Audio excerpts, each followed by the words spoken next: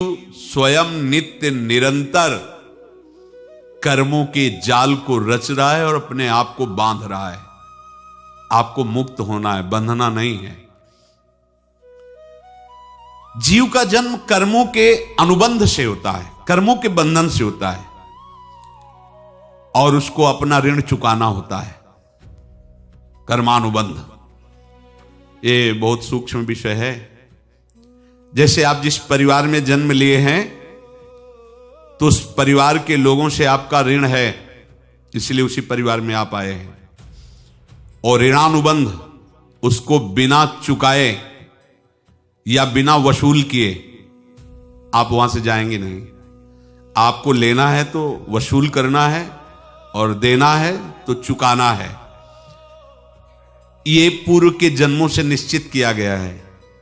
जैसे किसी के यहां पुत्र हुआ, जन्म से ही पैसा खर्चा शुरू हुआ, बड़ा हुआ तो उद्दंडता के द्वारा मार पूरे परिवार को क्लेश पर क्लेश देता चला जा रहा है। ये तुम्हारे कर्म का फल है। या ऐसे शक्तिहीन बुद्धिहीन ऐसे पागल पूरे जीवन सेवा करो, तुमसे अपना हिसाब चुकाने के लिए वो आया है। अब परिवार के जो सदस्य जुड़े आके, मतलब पत्नी आते ही पूरी हृदय में आनंद, परिवार में आनंद और जीवन भर वो आनंद ही सुख देने के लिए उसका जन्म हुआ। वो अपना ऋणानुबंध मुक्त, और आते ही भयंकर क्लेश खड़ा कर दिया, बीच में दीवार और झगड़ा वैसा, फिर अतरे दिन मारपीट शुरू, कलह अशांति, पूरा जीवन नरक हिसाब करने आए। यहां ऋण चुकाए बिना कोई जा नहीं सकता, ऋण चुकाना पड़ेगा। किसी का ऋण वसूल करना है तो किसी को ऋण चुकाना है, दोनों काम करने होते हैं। अनेक जन्मों में अनेक लोगों के साथ हमने जो बर्ताव किए हैं, अच्छे या बुरे, वो होंगे। अब किसी आदमी को हम जानते नहीं, अचानक मिला, अचानक टक्कर लगा और मार पीट गाली गुप्ता सब कर दिया, चुपचाप सह लो। क्यों? ये आपका हिसाब है, पूर्व का हिसाब। हमारा उससे कोई द्वेष नहीं, कोई संकल्प नहीं। अचानक घटना घटी और हमसे द्वेष करने लगा, हमें पीटने लगा, हमें गालियां दे, ये हिसाब है, चुपचाप सह जाओ। अपने घर का भाई ही भारी दुश्मन बन गया और क्लेश दे, हिसाब है। एक प्रभुदत्त ब्रह्मचारी जी की वाणी में पढ़ा था, एक महात्मा जी भ्रमण करते थे तो उस समय असरफियां चलती थी, मोहरे असरफियां, तो उनको भेंट में देते लोग। तो या तो ठाकुर सेवा में लगे तत्काल या संत सेवा में तत्काल लगे, उसका संग्रह करके डोलना ये ठीक नहीं है। बैरागी के लिए सिद्धांत में ये ठीक नहीं है। तो जब 2, 4, 6, 8 ऐसे मोहरे हुई तो उन्होंने विचार किया कि और भ्रमण करके जब काफी मोहरे हो जाएंगी तो प्रयागराज में जब कुंभ पड़ता है, एक बार पूरे सब अखाड़े के संतों को, अलग अलग संप्रदाय सब संतों को बुलाएंगे और सबको पवाएंगे। अब साधु है तो यही विचार करेगा, और क्या विचार करेगा। तो उन्होंने ऐसे डंडा बनवाया, बेंत, जो ऊपर से चूड़ीदार और भीतर पोला, और मोहरे उसमें डालते गए और भ्रमण, जहां जहां श्रद्धालु भगत सबके यहां जाना और इच्छा रखना कि एक मोहर तो दे ही दे दक्षिणा में। कामना कोई भी हो वो बांधती ही है, ध्यान रखना। इसीलिए प्रभु जो चाहे वो करे, अपनी चाह नहीं रखनी चाहिए, अपनी चाह प्रभु की चाह में मिला देनी चाहिए। धीरे धीरे वो छड़ी भर गई। भ्रमण करने वाले महात्मा चूड़ी लगाई, इंतजार करते रहे। जब प्रयाग का कुंभ पड़ा तो चले। तो रास्ते में एक गांव में पूछा जाता है, जैसे कहीं रुको कि कोई श्रद्धालु ऐसा है जो संत सेवी है। तो कुछ लोगों ने बताया, हाँ एक परिवार है, बहुत संत सेवी है और आपको मिलाते हैं उनसे। हाँ ये महाराज घर में रुका,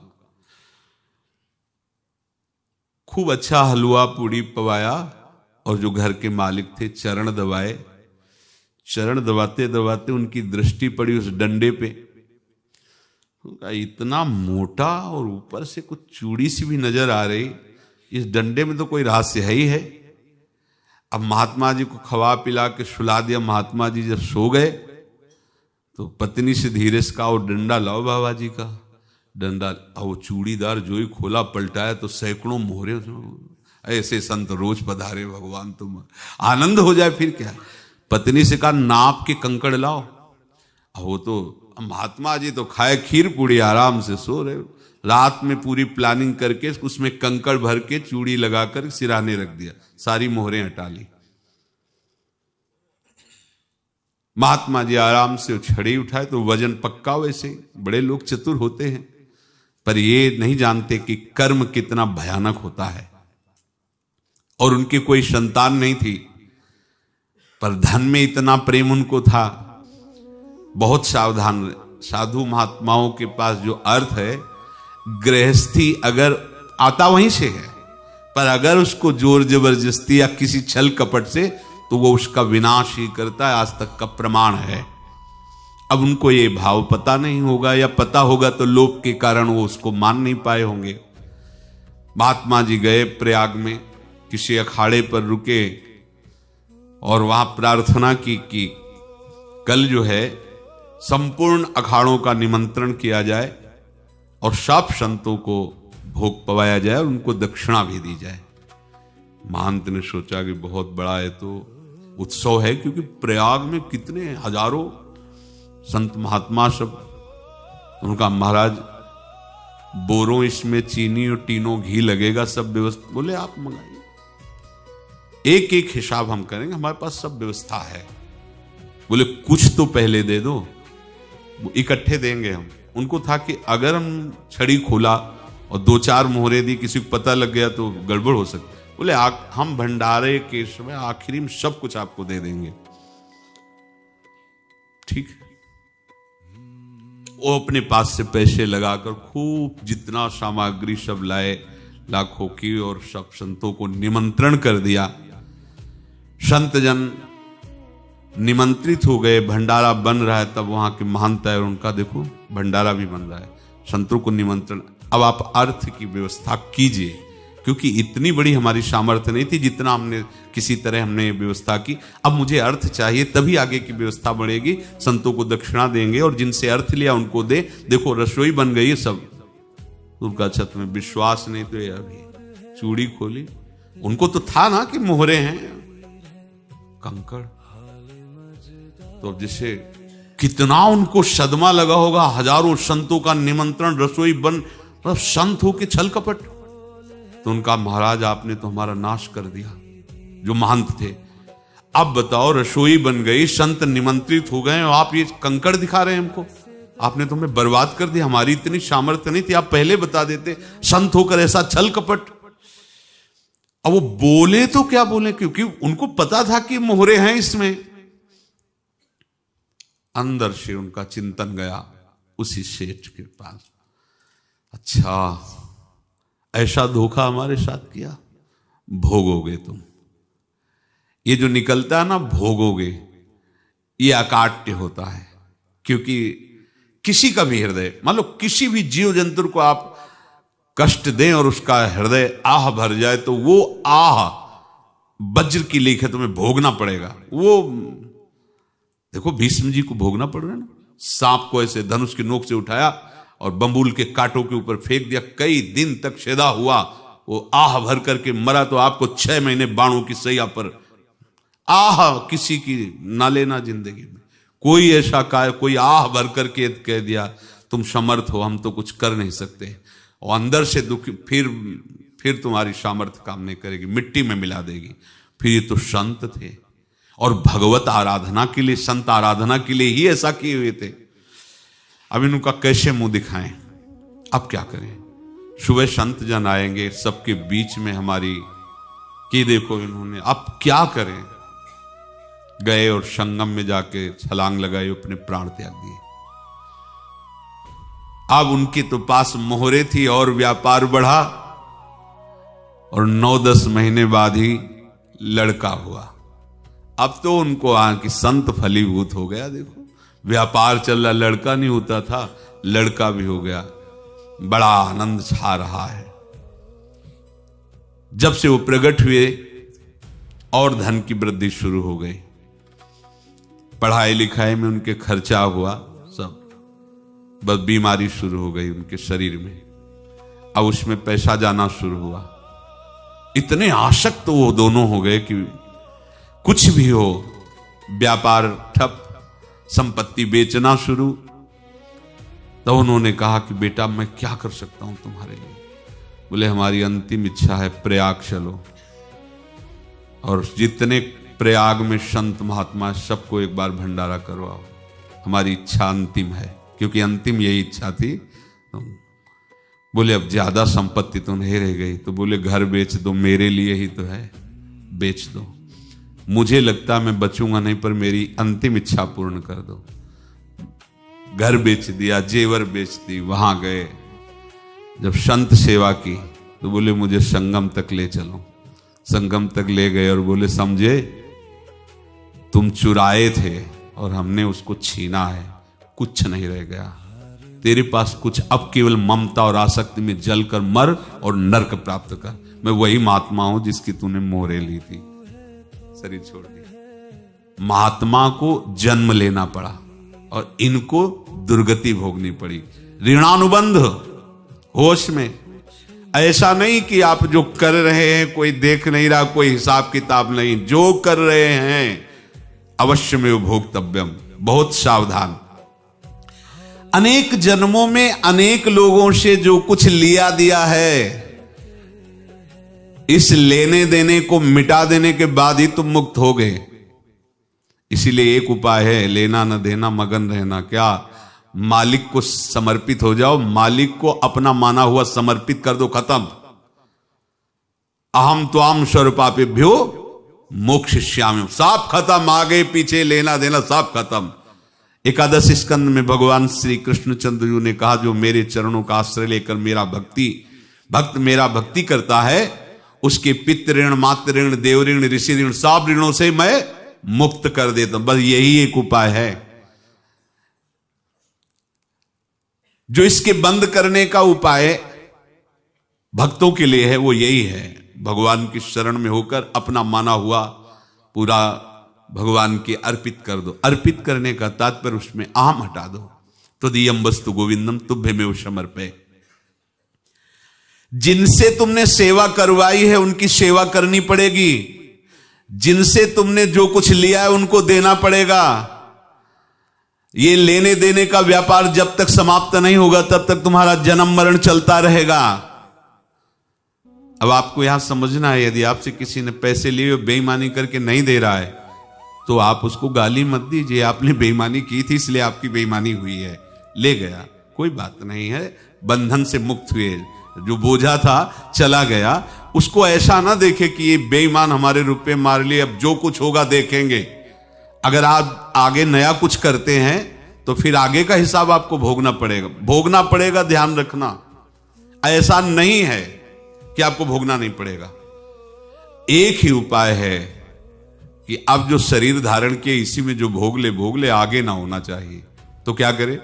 सर्वतो भावेन भगवान की शरण ले ले। ये तो सर्वाणि कर्माणि मयि सन्न्यस्य मत्पराहा अनन्ये नैव योगेन माम ध्यायन्तु उपासते तेषामहं समुद्धर्ता मृत्यु संसार से। ये बड़ा कठिन है पार होना, कोई छोटी मोटी बात है।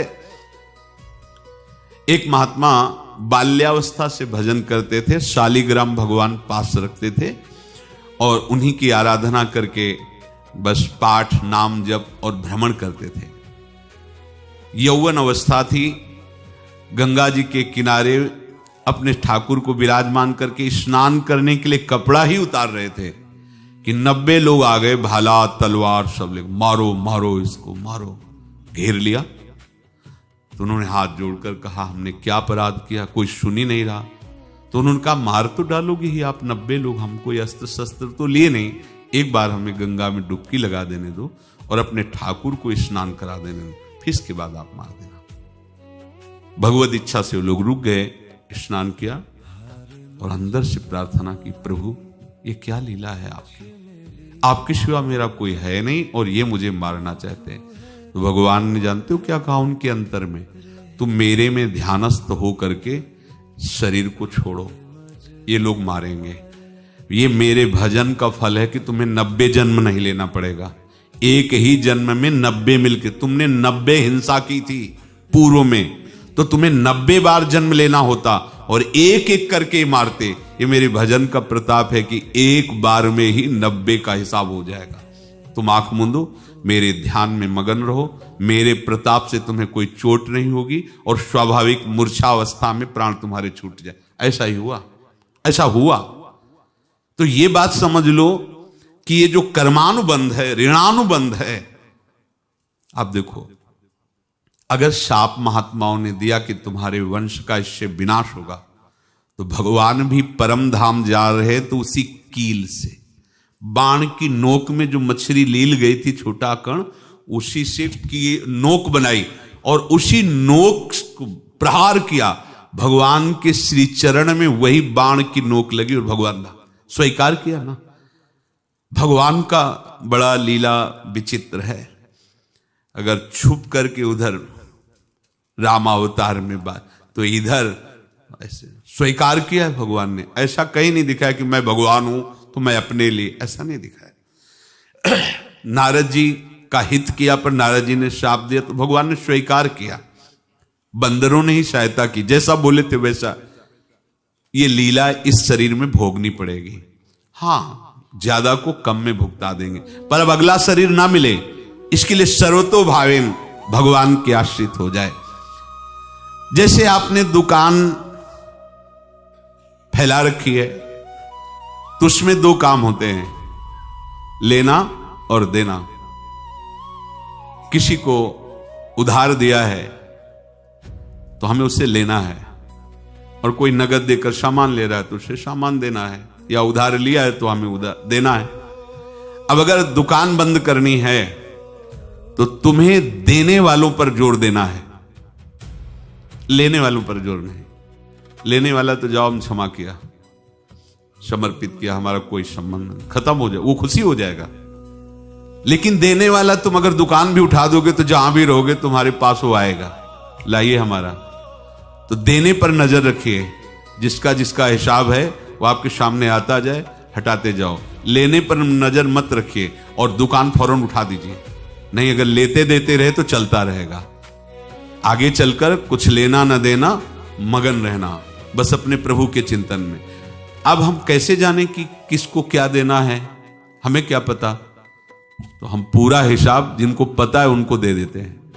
समझ रहे हो? उनको पता है क्या लेना है क्या देना है, तो इनके पास पहुंच गए, सरकारी हिसाब से सब बराबर कर देंगे। हमको अपनी जिम्मेवारी इनकी चरणों में समर्पित कर देना है, तभी हम जीवन मुक्त होंगे। ये रहस्य की बात है। प्रभु कह रहे हैं, यस्य सर्वे समारंभाः काम संकल्प वर्जिताः ज्ञानाग्नि दग्ध कर्माणं तमाहु पंडितम बुधाः। जिसके संपूर्ण कर्मों के आरंभ संकल्प और कामना से रहित हैं, तथा जिसके संपूर्ण कर्म ज्ञान रूपी अग्नि से जल गए हैं, उसको ज्ञानी जन भी पंडित कहते हैं, बुद्धिमान कहते हैं। पूज्य श्री भाई जी महाराज कह रहे हैं, जैसे वहां ज्ञानाग्नि से दग्न कह रहे हैं, तो अपने वृंदावन वासियों का प्रेमाग्नि से सब कर्म संस्कार दग्न होते हैं। जिस समय आपके हृदय में भगवत प्रेम का प्रादुर्भाव होगा तो लेश मात्र कभी तुम्हें दुख नहीं भोगना पड़ेगा। प्रेम का प्रादुर्भाव होते ही दुख का नाश हो जाता है, महासुख। जब प्रेम का प्रादुर्भाव होगा तो समस्त पाप भस्म हो जाते हैं, अशांति नष्ट हो जाती है, संसार ज्वाला स्पर्श भी नहीं कर सकती है। जब भगवत प्रेम का प्रादुर्भाव होता है तो हो सकता है उस उपासक के जीवन में दुखों का पहाड़ टूट पड़े, परिवार खिलाफ, शरीर रोगी, अव्यवस्था, बहुत बहुत कुछ, सब कुछ। कह रहे हैं इतना सब होने पर भी उसके हृदय में कोई भी दुख नहीं होता। ऐसा सामर्थ्यशाली भगवत प्रेम है। भगवान के चरणारविंद का जिसके हृदय में प्रेम है, भारी से भारी दुख भी उनको विचलित नहीं कर सकता।